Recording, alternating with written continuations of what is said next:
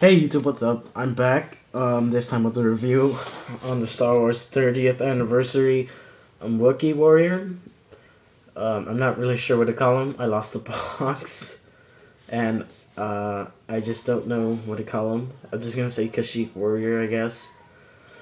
But we all know the Wookie, the famous Wookie, Chewbacca, and Chewbacca was the only Wookie that was being released until about, let's say, 2004, 2005, because I know I think this guy came out in 2004 or 2005, and so did Tarful. Well, basically, he was the Wookiee leader, I guess you would call him. And, you could briefly see him in episode 3 with Chewbacca and Yoda up on their thing.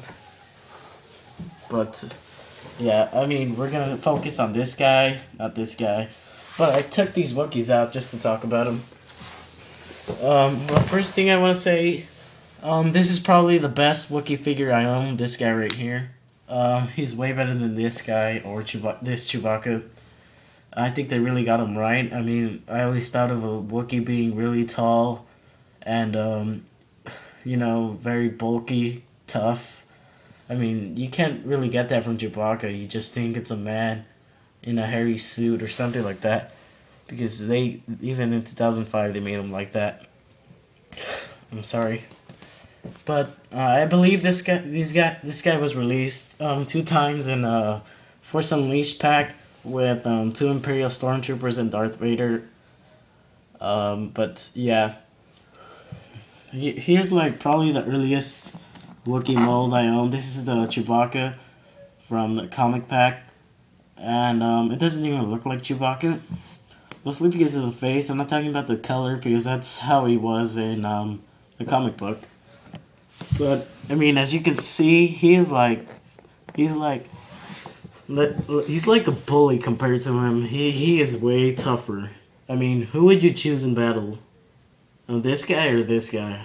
I mean, it's pretty obvious. And then, look at him. He's so thin, and this guy's so tall and buff. I mean, he's tall too, but he's not as buff. You don't get that look from this guy. Same thing with the 2006 Chewbacca that we got. You don't get the same look as you think you would. And then finally we got this guy.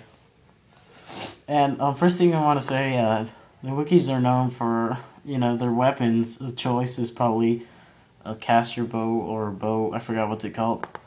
But this guy has like some weird shotgun. I think it's really awesome.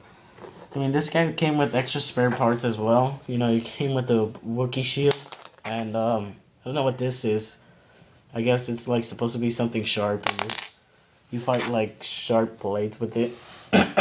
But yeah, that's like the only thing I know. I don't know much about Wookiees. But I just know that this guy is awesome.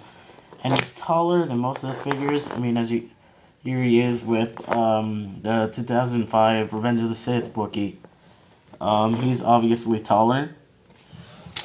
Not just because he's wearing the helmet, but and he's taller than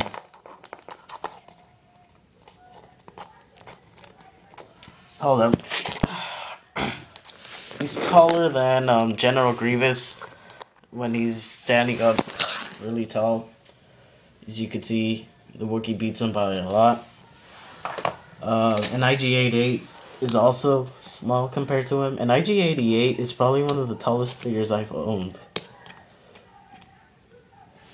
See, and ignore any background noise. I don't know what's going on out there. But he's really tall. Here he is compared to little Yoda. Like, this probably makes like 3 Yodas, 1, 2, 3. Yeah, about 3 Yodas. Here we have, like the little brother of Wookiees. The Ewok, Warwick. I'm just kidding, they're not even related, I believe. But he's really small. And here's a comparison with Savage Press, and he's a really tall figure for those of you who don't know him. Very tall and very bulky than most figures, and yet he still looks like a wimp compared to him. But we all know that Savage Press is actually stronger. And we also got here, oh wow, a Gungan, which was a pretty tall figure when I first got him, but yet the Wookiee's still bigger than him and way bulkier. So you can't find a figure, and here's Darth Vader, you know, the almighty Darth Vader. And, you know, the tallest guy in Star Wars universe, probably. I might be wrong. And, well, yeah, he's a lot bigger. But we all know Darth Vader is stronger than him. We all saw that if you played The Force Unleashed. But Wookiees are really strong. They're probably one of the strongest warriors, if you ask me. I mean, the only figure that I actually see that is bigger and way bulkier is Cole Teska, but then again, he's a deluxe figure, and I paid like 15 to 16 bucks for him. Maybe 18 with the tax, I forgot. But I got a discount on it, so I didn't care. And, you know, he's the only tallest figure I could find, and that is way bulkier. But now that I've gone through the size comparisons, I probably want to go through the articulation real fast. Alright, he has a hinged knee. I mean, because he's a pretty bulky guy, but whoops. But he has a great articulation, if you ask me. So he bends at the knee. Whoops. Yeah, he's falling apart. You could take off his armor, like these knee pads right here. He comes with 2 of those, and they don't really fit him too well. So I'm just going to take it off. Yeah, his whole arm could go 360. But you guys can't see that, but his whole arm can go 360. He has swivel arms. His hands spins 360. His head can't move around too much because he has like these trollics or whatever they're called. You know, there's too much armor on him. Well, not too much, but it's all attached around him. But same thing for everything else. He also could swivel at the waist and his buttocks, whatever you want to call it. But let me get into the detail real quick. My camera probably won't get it, but this actually looks like a Wookiee, you know. You even got the nails on there, the toes.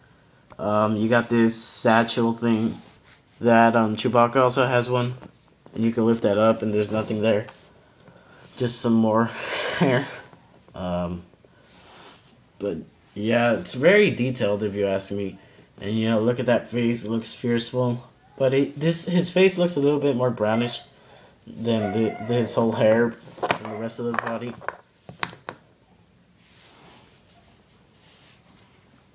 No. See, it just looks so detailed. It's an awesome figure. I'd highly suggest you guys get it if you guys don't own it. I mean, the 30th anniversary collection was probably the best line if you ask me.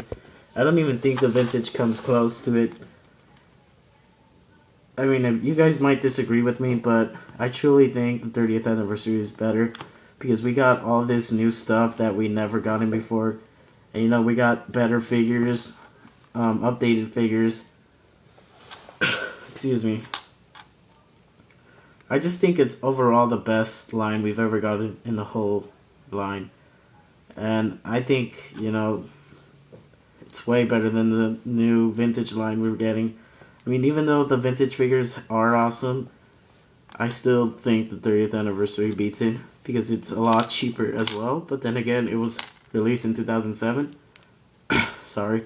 And then we also got those golden coins. But, yeah.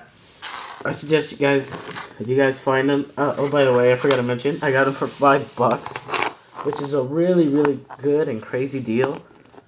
I mean, in the 30th anniversary always gave you, like, these good deals, but I got it at a flea market, so it was an even better deal, but yeah. I hope you guys enjoyed my review, and I'll talk to you guys next time. So yeah, see you guys later.